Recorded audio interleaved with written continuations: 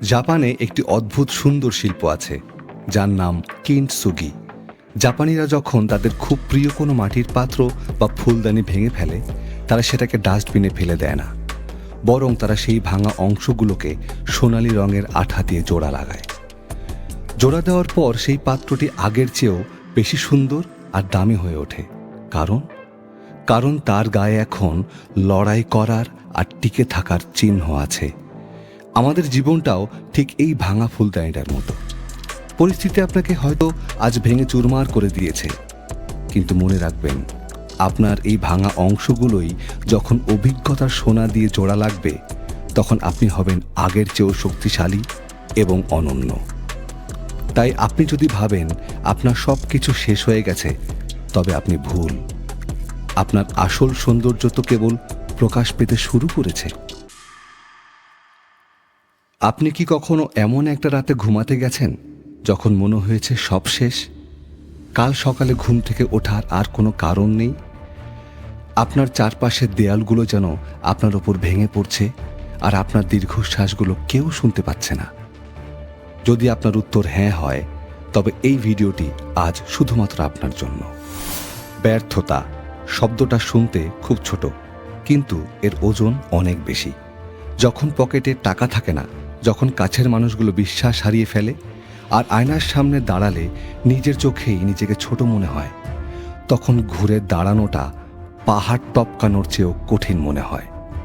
আপনি হয়তো ভাবছেন আপনার সময় শেষ। আপনি হয়তো ভাবছেন এখন আর নতুন করে কিছু করার শক্তি আপনার নেই। কিন্তু থামুন, একবার ভেবে দেখুন তো, পৃথিবীর প্রতিটি সফল মানুষ কি জন্ম থেকেই সফল ছিলেন?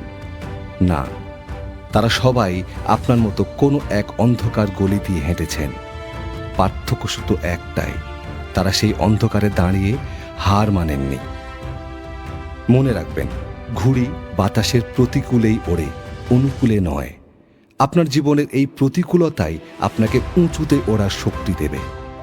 আজ আপনি শূন্যে দাঁড়িয়ে আছেন মানে আপনার হারানোর কিছু নেই, কিন্তু জেতার জন্য পুরো পৃথিবী বাকি আছে।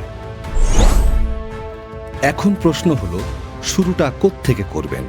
প্রথমত, নিজের অতীতের ওপর দোষ চাপানো বন্ধ করুন। যা গেছে তা আপনার অভিজ্ঞতা, আপনার পরিচয় নয়। দ্বিতীয়ত, অজুহাত দেওয়া ছাড়ুন। সম্পদ নেই, সময় নেই, সুযোগ নেই, এগুলো মনকে শান্ত রাখার বাহানা মাত্র। তৃতীয়ত, আজই একটি ছোট পদক্ষেপ নিন। পাহাড় সমান কাজ একদিনে হয় না, একটা ছোট ইট দিয়েই দালান তৈরি শুরু হয়। আপনার গল্পটা এখনো শেষ হয়ে যায়নি। আজ আপনি যে কষ্টটা পাচ্ছেন, এটাই আপনার আগামীর সাফল্যের জ্বালানি হবে। নিজেকে একটা সুযোগ দিন, আরেকবার চেষ্টা করুন, কারণ আপনি যা ভাবছেন আপনি তার চেয়েও অনেক বেশি শক্তিশালী। ভিডিওটা শেষ করার আগে শুধু একটা অনুরোধ, যদি আপনি নতুন করে শুরু করার সিদ্ধান্ত নিয়ে থাকেন, তবে কমেন্টে লিখে যান, আজ থেকেই শুরু করলাম। আপনার এই একটি কথা হয়তো অন্য কাউকে সাহস যোগাবে। ভালো থাকবেন, দেখা হবে সাফল্যের চূড়ায়। ধন্যবাদ।